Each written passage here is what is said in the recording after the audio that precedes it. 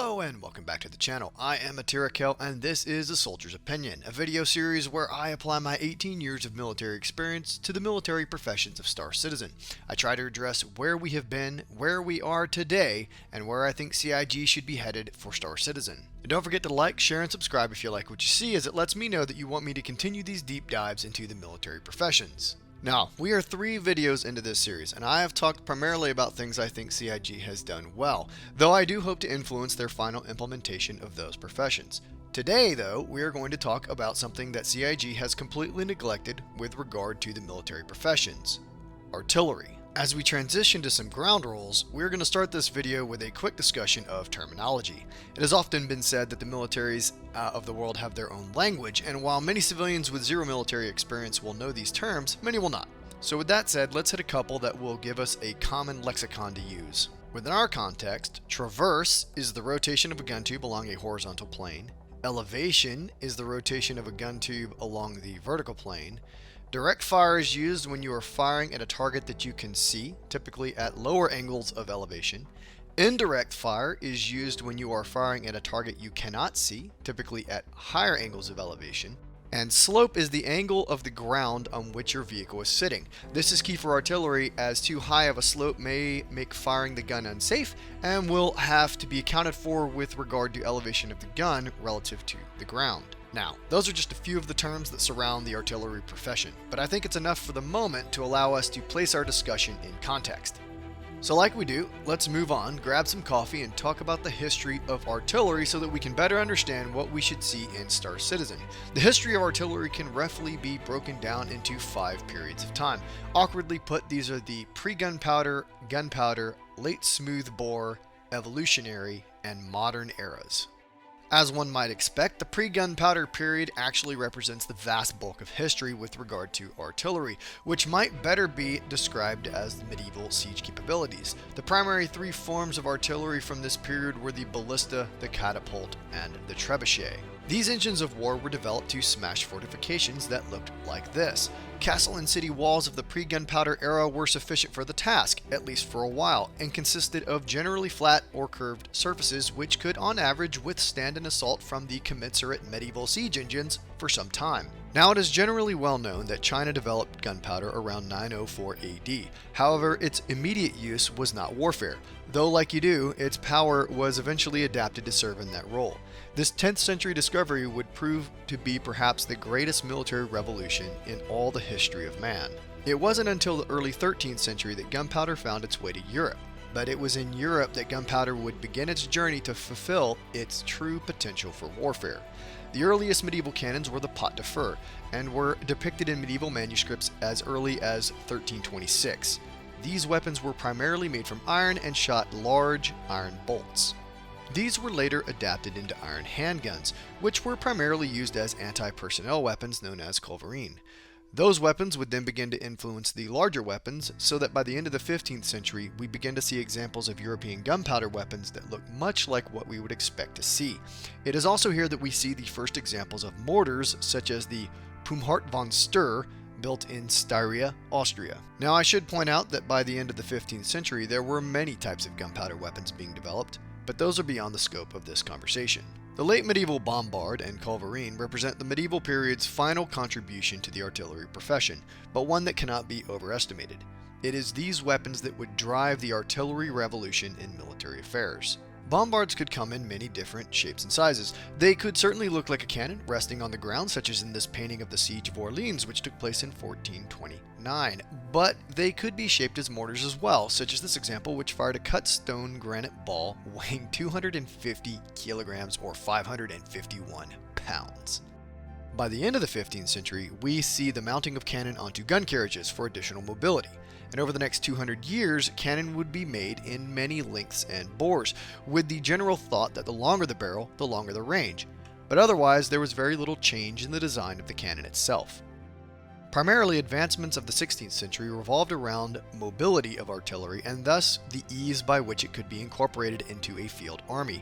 Beyond mounting cannon on 4-wheeled carriages, the limber, which is our most familiar 2-wheel design, was developed and implemented, as well as the caisson, which was a 2-wheel cart specifically designed to carry ammunition. We also see the beginnings of a standardization of calibers. Additionally, we see the English beginning to adapt the culverin for use in their navy. As these refinements occurred, a new challenge arose with regard to defense. You see, these castles we discussed earlier were unable to withstand these new siege weapons, and so slowly over time, fortification design was completely altered to defend against these new, more effective and deadly weapons, to look like this. Now that we have briefly discussed the medieval and early Renaissance, let's push forward in time. The star fortifications we briefly looked at were following the design principles of Sebastian Le Prestre de Vauban, and he lived in the late 17th century, around 400 years-ish after the creation of the bombard. So what happened? As far as I can tell, the early 17th century is the beginning of what we might call the evolutionary period of artillery, and it is this period where we get many of the innovations that we still use today. Though we may have improved on the idea itself comes from this period. As early as 1664, we see our first examples of rifling in surviving cannons in Germany, with these examples having 13 total grooves on the barrel. We know that both England and France both began to adopt their own versions of this, and at least for England, we know that in 1776, a much improved version of this rifled cannon was used to lose their war against America.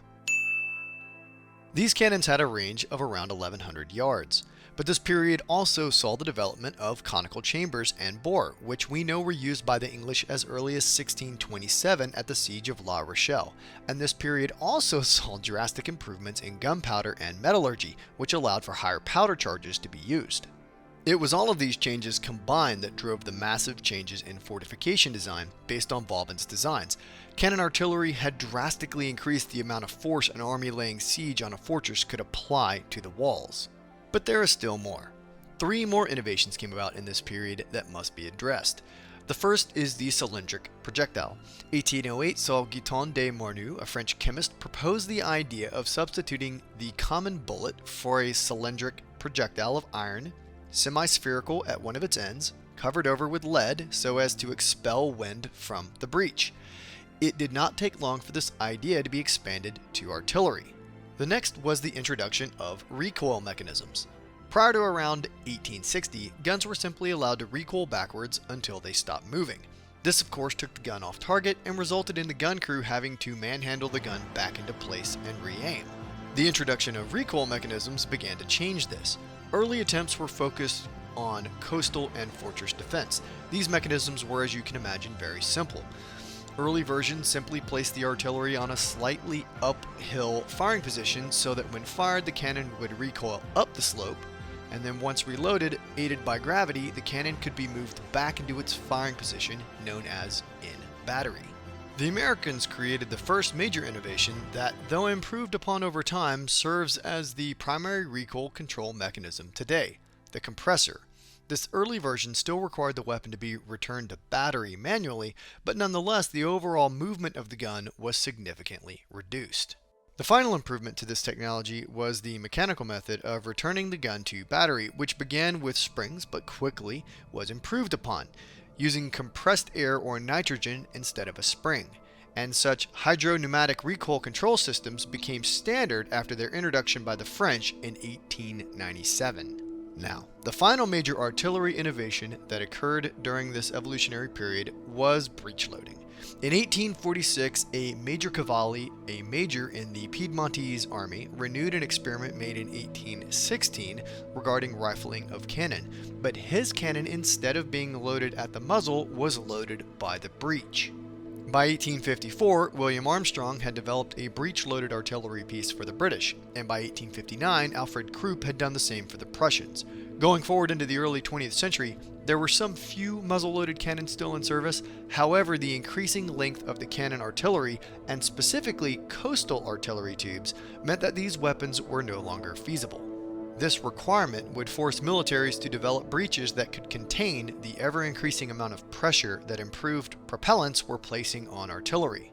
Now we come to the modern era, which I have roughly assessed to be the years 1900 to present.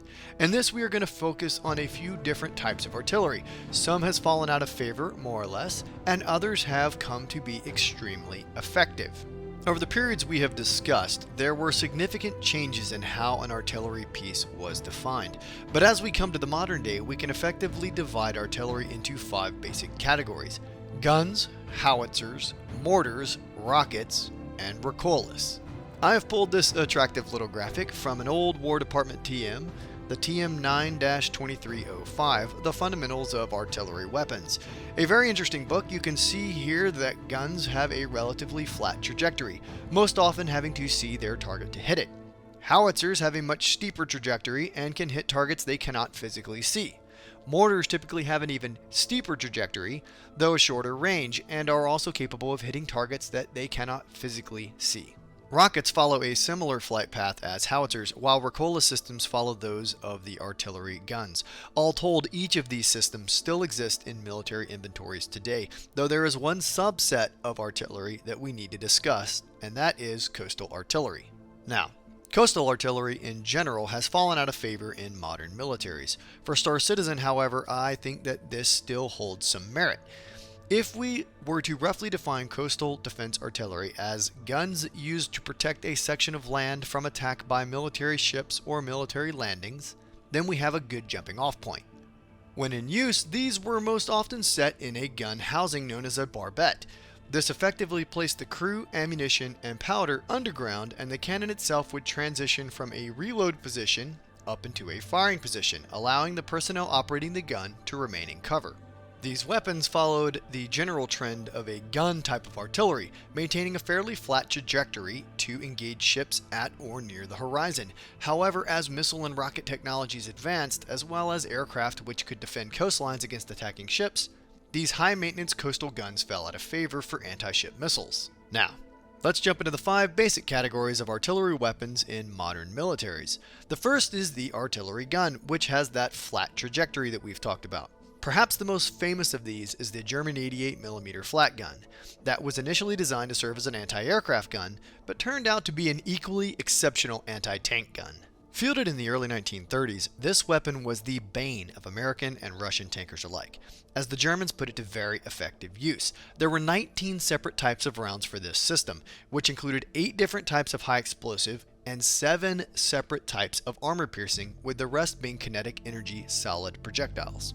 This weapon proved so deadly, the Germans attempted to mount the 88 on a vehicle, making it effectively a self-propelled gun, though due to its unwieldy nature, only 14 of these early designs were ever produced. Continued improvements to the 88 resulted in the 88 PaK-43, which was considered the best anti-tank gun of World War II, and a modified version of this would eventually be mounted onto the Tiger II tank, as well as finally find success in a self-propelled variant. Today, modern militaries tend not to field artillery guns per se, but most of the howitzers fielded can serve in a direct fire capacity. Within the American Army, the M777 with its 39 caliber cannon and the self-propelled M109 Paladin gun system with its 155mm cannon can both fire in a direct fire mode to devastating effect, as both systems are equipped with optical sights that can be employed for both direct and indirect fire. But it is at this point that I will drive home a key distinction and limitation of both towed and self-propelled artillery. Modern artillery pieces are not designed to rapidly traverse its gun to follow a target in order to hit it with direct fire. In other words, artillery pieces are not tanks. Artillery cannot shoot on the move. In fact, if you look at this piece of equipment right here, this is called a travel lock. This is always used when self-propelled artillery is on the move. Towed artillery, in most cases, collapses in various ways into a towed configuration. So, while these types of artillery can shoot in a direct fire capacity, all artillerymen on Earth will tell you that if it has come to that, they are 100% effed, and they are in real trouble, because it means that the line units that are forward of their position engaged in direct fire combat have failed to hold the line, allowing a breach in the line, and the enemy is pouring through into the support area. Now, let's get back on track and move on to howitzers. As we discussed earlier, howitzers have a much higher trajectory for their rounds, enabling them to shoot at targets they cannot see. In other words, you can hide a howitzer behind a hill, put a person on top of that hill who can see the target, and that person can direct the artillery in order to hit the target, but more on that later. One of the most recent additions in modern artillery to the howitzer lineup is Russia's Tu-S-35 Koalitsiya SV SPH. Only recently in testing as of January 2020, this weapon system features a 152mm cannon with a range of around 40 kilometers for normal, unassisted, high-explosive rounds. When augmented with rocket-assisted rounds, its range increases to roughly 70 kilometers. Can you imagine having to assault an opposing organization's base that was well defended from air threats, and so you had to park something like this 40 kilometers away and pound it into submission? Then launch a ground attack to remove the last of the air defenses so that additional ground support can drop right on top of the base? Oh man, what a freaking rush that would be. But as we discussed above, almost all modern artillery pieces are howitzers. So let's take a look at the American 777 again and talk about why we still use towed artillery in a world with self-propelled artillery. Well, the 777 is considered an ultra-lightweight field howitzer, which means that it can be moved in a couple of unique ways, and this opens up some interesting options for ground commanders. The U.S. Army routinely sling loads its 777s underneath its CH-47 heavy lift helicopters. This enables the Army to move these guns with incredible speed and put them in creative locations. They may take slightly longer to lay in than a Paladin or other self-propelled systems, but they offer other mobility and weight advantages that should not be overlooked. But before we move on, I do have to highlight the most entertaining artillery piece to ever be created. That is the German Schwergustav railroad gun. Designed in the 1930s, only two were built, but these massive howitzers could fire a 7.1-ton artillery shell around 25 miles, with a 106-foot-long gun tube. Sadly, neither of the two systems built survived World War II, and so we can only imagine through pictures and some limited videos the full scale of these massive siege weapons. Now let's move on to talk about mortars. As discussed earlier, the early 15th century saw the first iterations of what we today have categorized as mortars, but by the 19th century, with all the refinements in metallurgy and gunpowder, mortars drastically reduced in size while significantly increasing their range. Over the past 120 years, mortars have come in too many sizes to discuss, but a couple of fun ones are the Russian 2S4 Tupolev self-propelled heavy mortar, which supports a 240mm mortar, and the absolutely ridiculous 60cm German siege mortar, simply known as Karl. This system fires a 2.1-ton round, a max distance of around 10 kilometers. In general, however, mortars have reduced in size over the years to roughly three categories. I will use the US systems to discuss this, but the competing systems around the world roughly fit near these three size categories. The first category floats around 60 millimeters. For the US, this is the M224 lightweight mortar. These mortars are small infantry portable systems which bring immediate indirect fire support to bear for the infantry company. Weighing in at around 30 pounds for the tube, 33 pounds for the bipod, and 15 pounds for the base plate, and a small 2.5 pounds for the sight, these are typically fielded at the company level. A fun feature of this system is that it can be fired in a conventional mode or a handheld mode, with the bottom of the gun simply resting on the ground. Also, this smoothbore system can be gravity fired or fired using a manual spring-loaded trigger. Also, this system has a minimum range of around 70 meters and a maximum range of around 3.3 kilometers.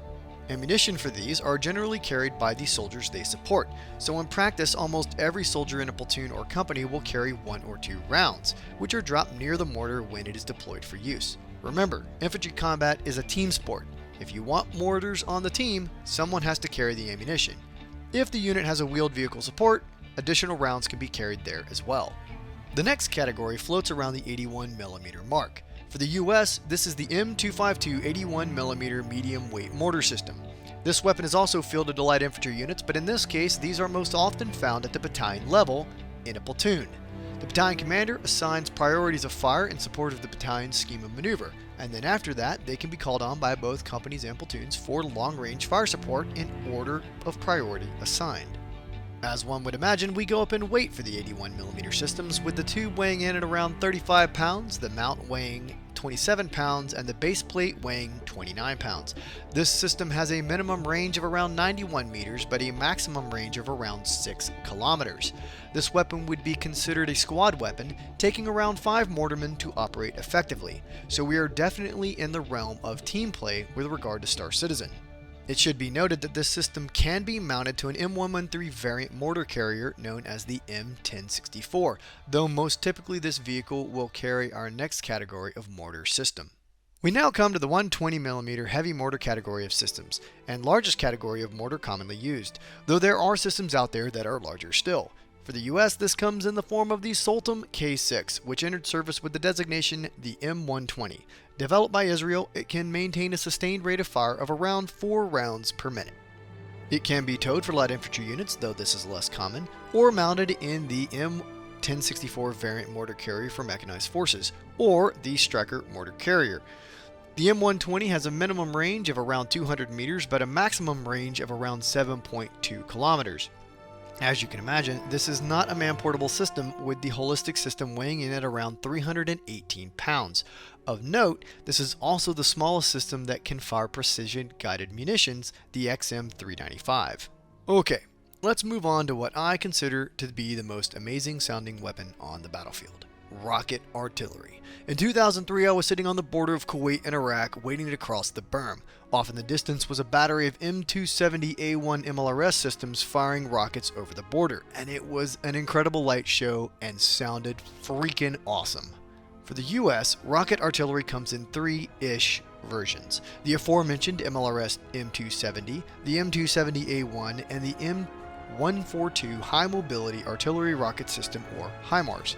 These systems can fire several types of ammunition, to include the MGM-140 ATACMS missile, which has a range of over 100 miles. But the primary ammunition are its rockets, of which the M270 can carry 12.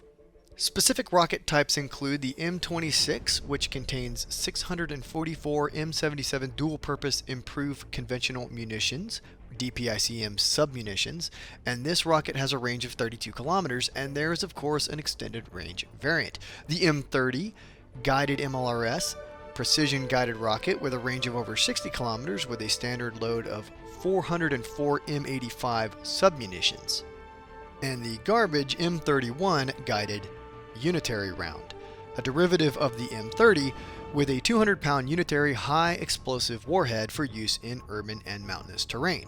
I say garbage because most soldiers are not interested in unitary rounds for an MLRS. They want DPICM. It is the M26 that is responsible for the phrase "steel rain," which spoke to the roughly 7,900 bomblet submunitions that would drop on the enemy from a full salvo. Additionally, with this capability, one single launcher could blanket an entire square kilometer with submunitions, virtually destroying everything within that square of terrain. Why is this a big deal? Well, for ground forces, a square kilometer is a lot of space. The primary ground forces map for NATO countries are 1 to 10,000 scale maps. These maps are divided into grid squares of 1 kilometer by 1 kilometer. Using our grid reference system, we can conceivably call in a fire mission down to a 1 meter accuracy, but when the crap hits the fan, with the M270 MLRS firing its full load of rockets, you can just eliminate the entire grid square. You can see now why artillery is known as the king of battle. Over the course of history, it has taken more lives than any other system on the battlefield. Now, with that horror of the battlefield out of the way, let's talk about our final form of artillery, the recoilless rifle. The recoilless rifle has long in the US military been associated with less effectively equipped forces, third world militaries, freedom fighters, or insurgents. So it was a shock for the US infantry units when in 2017 the Army announced that it was going to field a new recoilless rifle, the Saab Bofors Dynamics M3E1, named the Carl Gustav. I have never heard a negative comment about this weapon, and so it seems that, at least in the US Army, the recoilless rifle has had a bit of a renaissance. M3 variants have been fielded in many Western armies, and in fact it has made quite a name for itself. British troops call it the Charlie G, and in Australia it is sometimes called Charlie Swede. In Estonia it is sometimes called Gusti, but such names imply the weapon is favored by soldiers or it wouldn't have a nickname. For example, the M2 Beretta isn't called anything but a piece of shit in the US Army, but the venerable M2 50 caliber machine gun is affectionately called Ma Deuce, and despite all of its maintenance requirements, is well loved. But back to the Carl Gustav, it is an 84mm recoilless rifle composed of titanium and other lightweight materials. This means it weighs in at around only 15 pounds, and it is more compact than previous models of the M3. Its range varies depending on the round it is firing. It's typically accurate for moving vehicles out to around 400 meters, but for high explosive rounds it can hit a target at around 1 kilometer. For special munitions such as the laser-guided, rocket-assisted rounds, it can fire accurately out to around 2 kilometers. Now, it is important to note that like a rocket-propelled grenade or a man-pad, there is a backblast area, and normally it is enough to prevent firing the weapon indoors without a special backblast reducing round, which we have, and specifically it is an anti-armor round, so there is even more diversity of ammunition. Now, the Carl Gustaf is a shoulder-fired system, which makes it fairly small, but that is not a rule for recoilless rifles. Over the modern era of artillery, there have been many recoilless rifles manufactured at varying sizes. Another example from the American arsenal is the 106mm M50 Jeep-mounted Recoilless from the 1950s. The Russian equivalent to the M50 was the B-11 Recoilless, which was a 107mm smoothbore. This was a trailer-mounted system. Today, the Russians continue to field the 73mm SPG-9 Kopyo, which is a man-portable tripod-mounted system. Bottom line, what we should take away from this is that there are a variety of weapons and capabilities for recoilless rifles, and indeed for all forms of artillery. But for now, we're going to leave behind the history of artillery and talk about how we make these systems accurate. From a manual perspective, we have 2 people to thank for increased accuracy of our artillery systems. The first is Lieutenant Colonel K.G. Guk from Russia. In 1882, he published Field Artillery Fire from Covered Positions, which provided a guide for using geometry to fire artillery at higher elevations to accurately fire indirectly at a target. In 1890, the Germans took Guk's work and developed the Richtfläche, or lining plane, which accurately measured the angle of the gun tube at the bore of the weapon. Now, over the course of the last 100 years, we have iterated on these earlier designs, of course, but the math is effectively the same. The other key tool with regard to manual indirect fire was the use of aiming points. Most typically, this comes in the form of aiming stakes. As an artillery piece, especially mortars and towed artillery, fires, there is movement of the entire system. As a result, the second shot will be less accurate, and the third more so. Aiming stakes allows the gunner to recenter the gun in relation to the stakes to ensure that each round is as accurate as the first. Now, most artillerymen today are going to groan and roll their eyes because in the 1980s, the US fielded gyroscopic orientation systems and thus did not need external reference points or orientation. First fielded for the MLRS, this was later adapted for all howitzers as well. However, manual procedures are still key when considering lower technology solutions for contested environments. Artillery uses GPS to know exactly where they are on the battle space. This enables the crew to rapidly plug in target coordinates, which the artillery piece can then automatically traverse to, raise the gun to the correct elevation, and fire. This makes indirect fire much quicker and much more accurate. But what happens when the enemy is jamming GPS, or the gyroscopic orientation system fails? Well, we have to fall back on older methods of laying in the gun that do not require these capabilities, and that is where the manual methods come back to the forefront. My final point on this topic is, of course, what you would expect. Everything I have discussed here implies that we know where we are in relation to the enemy, and that, of course, requires us to have a coordinates system. Something I know CIG is working on, but we bring it up here anyway, maybe in every video, highlighting just how important this is to every single military activity. Now, before we launch into how I think CIG should implement artillery into Star Citizen, we have one more core concept that needs to be addressed, and that is the types of ammunition that are available today for artillery. There are many types of artillery rounds available to the modern ground commander. The first and most common, ignoring training rounds of course, is the high explosive round, or HE. This dumbfire round is the cheapest round to produce and thus represents the bulk of any country's ammunition stocks for artillery. The next most common round in modern armies is likely smoke rounds. These rounds, as you would expect, create obscuration on the battlefield and can provide visual concealment for attacking forces to reduce the likelihood of being hit with direct fire. But what you might not know is that there are 2 core types of smoke rounds. The first is a normal slow build smoke round. This is of course a chemical reaction that builds a harmless field of smoke, generally heavier than air, so that it lingers on the battlefield if there's not a strong wind to disperse it. The second type is a white phosphorus round, known as Willy Pete, that also produces smoke but far more quickly.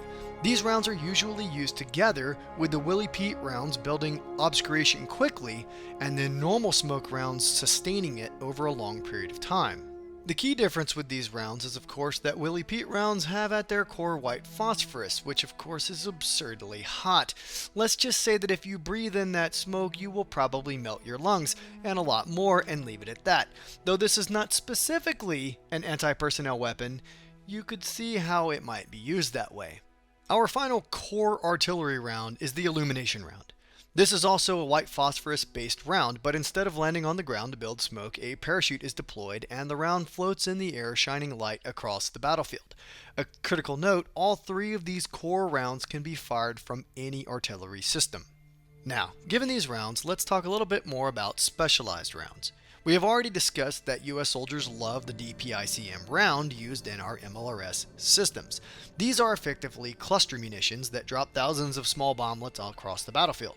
There is a small dud rate, but at least for US systems it is relatively low. This type of round, though expensive, allows you a much broader impact zone per round fired. These are very effective against vehicles and personnel alike, and so we should expect within Star Citizen, if we got this in the game, to see vehicle and building damage from cluster munitions. A similar but slightly different type of cluster munition are artillery rounds that drop mines onto the battlefield. In this case, instead of exploding on impact, these submunitions remain on the surface of the impact area, awaiting an unsuspecting enemy soldier to wander in. This is most typically used as an obstacle with a specific purpose, either to block or turn an enemy advance. Additionally, most systems of this kind today will only stay active for a specific period of time before either self-detonating or going inert. This is to prevent long-term buildup of persistent mines, which most countries agree should be illegal. Our next type of round is an electronics warfare round. Today, countries have begun to experiment with jamming rounds that can be fired with a fair amount of precision into an area controlled by an opposing force to either jam communications or GPS. Next, we come to fragmentary rounds. Now, of course, all rounds are fragmentary because they blow up, but some rounds are designed to break apart in specific patterns to further increase their lethality. In the late Cold War, these came in the form of flechette rounds, which have since been abandoned by most countries. These rounds had within them thousands of tiny needle-like slivers of metal that would break apart when the round exploded. These would tear into the flesh and lodge in the body, and as they cooled, they would twist and curl around the various innards of the poor soul, making them almost impossible to remove. You can see why these were considered inhumane weapons of war and have fallen out of use. Our next type of round is the precision-guided munition, which comes in two basic categories: laser-guided projectiles and GPS-guided. These rounds typically have 4 movable control surfaces at the front of the round and 4 fixed fins at the rear of the round. They can steer then to their target using the onboard guidance system. Of note, precision munitions of this kind are the most expensive type of round in their class, be it in tube artillery or rocket artillery.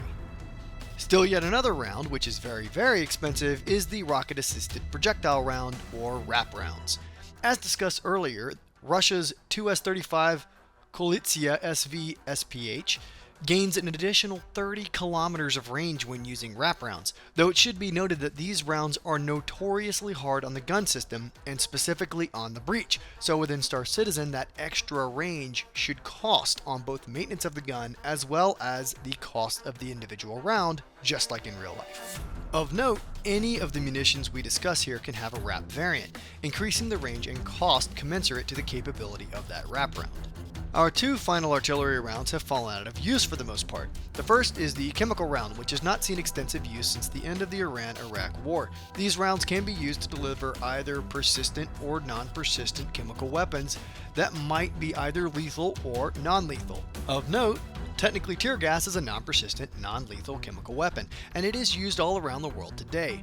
The military version is slightly stronger, CS gas, of which I have experienced 2 or 3 times in my career, and all military personnel in the US Army today will experience it at least once. The final round we will discuss is the ludicrous nuclear artillery round. Yes, they existed. No, they are not in service any longer. These were basically oh shit weapons for use when everything went sideways. Now, there has been no word on nuclear weapons for Star Citizen, but we do have antimatter munitions, as discussed in a Jump Point article on UEE Marines. So, that'll be interesting. Okay, so now having discussed all of that, let's turn our attentions on Star Citizen. I have said that at the beginning of this video that CIG has placed no real thought into artillery, which, as you have probably figured out by now, is a pretty big oversight with regard to ground combat. Artillery is not known as the king of battle because it is useless. It is in fact the most called on form of fire support by both infantry and armor units. It's called on more than close air support, and it's called on more than naval gunfire, even when combat is close to a shore. CIG has given us only two talking points with regard to artillery. The first is in relation to the Temporal Nova tank. In the second Q&A, the question was asked if that tank could provide indirect fire. CIG responded rightly that it is not designed to do this, but that it is possible to a limited extent, and we have actually seen this done in past wars. Our second mention is with regard to the Anvil Ballista. Of course, the Ballista, as we have discussed, was a medieval siege engine fired at ground targets. Thus, we have another instance of CIG giving something a cool name that is completely out of context for what the ship or vehicle does compared to what the original thing did. Another example of this is the Kraken Privateer, but I digress.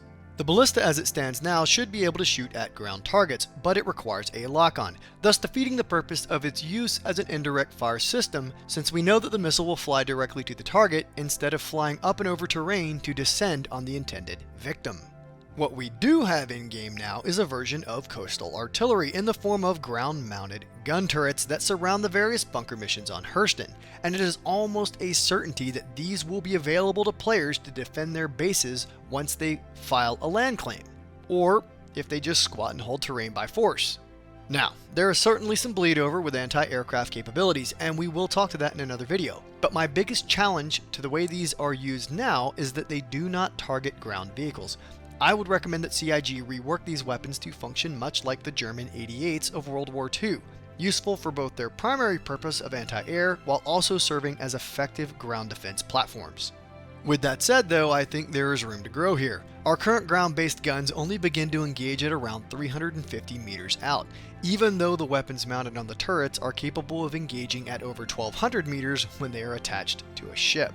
There certainly is room for more diversity in this category, as I would expect there to be a larger version, or the same guns with a more sophisticated targeting software that allows these guns to target several kilometers out. This may be in the works for when we have much larger server caps for players on our servers, since tackling this target would no longer be a one-person job any longer. Though I would argue CIG should test this by equipping one or two of the bunkers with these improved capabilities in order to challenge players with an objective that requires more coordinated efforts to overcome. I also think we need something akin to a planetary defense weapon, much like the Rebels had in Star Wars Empire Strikes Back, if we are going to have orbital bombardment, which of course is much the same as a modern ship shelling a coastline. We as players need coastal artillery that can reach the ships in orbit during the bombardment. This would of course be a very expensive org-focused goal, but would give attacking forces yet another obstacle that they must overcome. Moving on, I would love to see howitzers in the game, but I must highlight that we need both the artillery piece and the ammunition carrier, which should be a second vehicle. These two vehicles should only be sold together as a single system in order to create artillery as a team-based profession in Star Citizen. Now specifically, I would like to see two types of howitzers, and I think these two would adequately fill the void that currently exists in the vehicle lineup. The first is a self-propelled ballistic weapon, just as we see today in armies all over the world. These would have a firing range of around 40 kilometers with a wrap range, just like Russia's 2S-35, of around 70 kilometers. The kill zone for these rounds should be around 50 meters for the infantry, with a reduced chance to die if you are behind cover or prone, as it is today in real life. Vehicles can survive but might take damage, but the crew would likely survive unless hit directly. But even within a vehicle, if you are that close, you'll be disoriented. Out to about 150 meters, there is an ever-reducing chance of injury, but it could still happen. As a quick point of reference, in the US field artillery, batteries consist of 6 guns, with an average fire mission being around 4 rounds per gun for 24 rounds impacting on the target. The radio call of repeat gives you an additional 24 rounds. So in reality, we're not talking about a weapon that will maintain a huge rate of fire, but will have a large impact area or area of effect. A key limiting feature of this vehicle, however, would be that it must have a slow turret traversal speed. It is not a tank. It is an artillery piece. It should never be in a direct fire engagement if it can avoid it. Make this as sci-fi sexy as you want. It could be a walker, it could be tracked, hell it could even be a hover vehicle. Though in that case I would want the vehicle to have to drop to the ground or drop some type of landing gear to fire. Moving on, the ammo carrier for this vehicle would effectively serve as the magazine for the gun, using the upcoming docking mechanism currently planned for 3.11 to feed ballistic ammunition to the gun for sustained fire. I would have the weapon overheat every 6 or 7 rounds, but remember, these are very large rounds. The next thing I would like to see is a smaller towed howitzer, much like the towed 105mm howitzers of the Vietnam War. These could be towed by any of the 4-wheeled vehicles we have currently in game, to include the Temporal Cyclones. They could sit on a wheeled or hover carriage, requiring the crew to jump out, unhitch it, and then set up the weapon system. If it was a hover system, it might auto-deploy. Either way, I think it would be an awesome crew-based gameplay loop for combat. Ammo for this vehicle might be carried in our first in-game legitimate cargo truck. A flatbed might contain several crates just like those found on Star Marine maps. Interact with the crate and you pull out a single 105mm shell and then walk it to the gun to load it. Each crate might carry 5 to 10 rounds, limiting how much ammunition you can carry before resupply. With regard to mortars, I think we could restrict ourselves to a small 60mm man-portable mortar system. This could fit on a special hardpoint for a backpack and be equipped like any other weapon, but with the restriction that it has to be deployed before you can fire. As the gunner, you might only carry 2 rounds with you, but your friends might be able to resupply you with their mortar rounds via interaction with your backpack. Once again, we could use small boxes found in Star Marine for vehicle-borne resupply method. Each box might carry 20 to 25 mortar rounds, allowing us to resupply if we have vehicle support. Now, I'm not opposed to a larger 81 or 120mm mortar system mounted on a vehicle, but I think that this would be a bit superfluous and we could get that gameplay loop out of a towed or self-propelled howitzer. Moving on to rocket artillery, as we have stated, we have something like this in the form of the ballista. Step 1 to solving the rocket artillery problem might be to have the ability to lock onto ground targets with your radar, or even see them from more than 500 meters out. And I'm specifically referring to the turrets on bunker missions, of which you don't get the ability to target those outside of 500 meters. Step 2 is allowing the operator to select the flight path of the round. Direct fire is fine for anti-ship, but for ground targets we should be able to select an indirect flight path to allow us to shoot over terrain. The big fix for rocket artillery is the creation of a new vehicle. This could be tracked or wheeled, or again hover if it lands to fire. I don't understand CIG's obsession with requiring a lock-on, but it needs to go away. This vehicle should not have any type of radar, and as with all artillery, rely on grid coordinates to dump fire rockets at the target, or rely on forward observers to mark the target for precision munitions. I think it would be absolutely epic to be able to remove a threat in a 1 kilometer grid square in Star Citizen using submunitions. This is a part of modern warfare and should be a part of Star Citizen's combat as well. Having this type of capability requires the owner to protect it and the opponent to find it and destroy it. It drives the targeting process as each side hunts for high payoff and high priority targets. The ammo carrier for this vehicle would be different from all the others. Today, the US Army replaces the entire box on the back of an MLRS system to rapidly reload the system. We can employ a similar method in Star Citizen where the resupply vehicle docks with the launcher and through a series of animations reloads the artillery piece. Finally, we come to the recoilless rifle. There are so many different models of this weapon type in reality. For Star Citizen, we already have a rocket launcher and a railgun, and these fill pretty much the same purpose as the Carl Gustaf. So that gameplay loop is already there, unless CIG has a burning urge to add a new infantry anti-vehicle weapon in the form of a recoilless. But we could certainly expect to see a vehicle-mounted recoilless. This type of weapon system is typically seen on smaller vehicles like a Cyclone, but only has one shot available at any time and must be manually reloaded.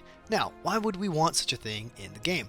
Well, maybe with an anti-tank round, this vehicle-mounted or dismounted system could pop a tank's shields, and with a second round, it could do real and painful damage to the vehicle. More so at least than the pea shooters we have for anti-vehicle now. This is just a thought, but working as a team, 2 of these systems might really ruin another vehicle's day. Ammunition for this type of weapon might be handled in the same way as that of a mortar. Ammunition resupply boxes that can be mounted into vehicles for mobile resupply with 1 or 2 individual rounds carried on the player. So, as we close in on the end of this video, I have two more things to quickly discuss with you. The first is the primary limitation to artillery in the game at this time, which is that gravity does not affect ballistic weapons in a meaningful way at this time. You can argue, of course, that 900 years from now, our ballistic projectiles are so fast that gravity doesn't really give us a big problem. And if that is the logic, I would agree with you. But then we should be able to snipe with any gun in the game with a big enough scope. Instead, let's assume that we do have proper ballistics in the game. We need gravity to impact the flight of our rounds if artillery were to work. Low gravity planets might greatly extend the range of your artillery or make artillery practically useless, since the round might go orbital before it falls back to the planet. On a high grav planet, you might have to use wrap rounds to achieve your standard range, or use normal rounds having a drastically lower range, having to get closer to the enemy and thus put your systems at higher risk. Either way, this profession offers new choices to the player and organizations with regard to how they will tackle an enemy objective. Our last topic is that of forward observers. Forward observers are key to accurate artillery fire and are typically the reconnaissance elements or scouts of your ground element. They move forward of the main body of your ground forces, trying to find both enemy reconnaissance teams as well as identify their main body or whatever objective friendly forces have been assigned to attack. They might also call artillery on high priority or high value targets they come across during their recon. But how do they do this? Their first method is by way of a coordinate system, and we have already discussed this, and so we'll move on. The next is by way of a laser designator. This is a unique piece of equipment which is typically only provided to forces at the leading edge of a fight, such as scouts and special forces. This allows them to engage the enemy with precision without exposing themselves to a high amount of risk. Now, you have to know by now, I'm pretty interested in creating interesting and tense gameplay loops for the military professions, and the forward observer contributes most to the reconnaissance counter-reconnaissance gameplay loop. We haven't talked about ground recon yet, but suffice it to say that this is a role they play and a critical one. As an organization defending a planet-side position, the forward observer is one of your most dangerous foes. Crouching behind a rock, they can observe your actions and report back to their organization every defensive position and vehicle you have, allowing them to better plan to kill you. If they can call for artillery, well, they can ruin your day without you ever knowing that they were even there to begin with. And that is it. I hope you enjoyed this deep dive into artillery. Please like, share, and subscribe, as the more this gets out, the more likely CIG will take notice of this missing gameplay loop for planet-side combat. Did I miss something, or is there something artillery related that you want to see specifically? Let me know in the comments down below. And if you are new to the game or are looking for an organization to play some Star Citizen with, come check out a.m.m.o. Links as always are in the description down below. Later!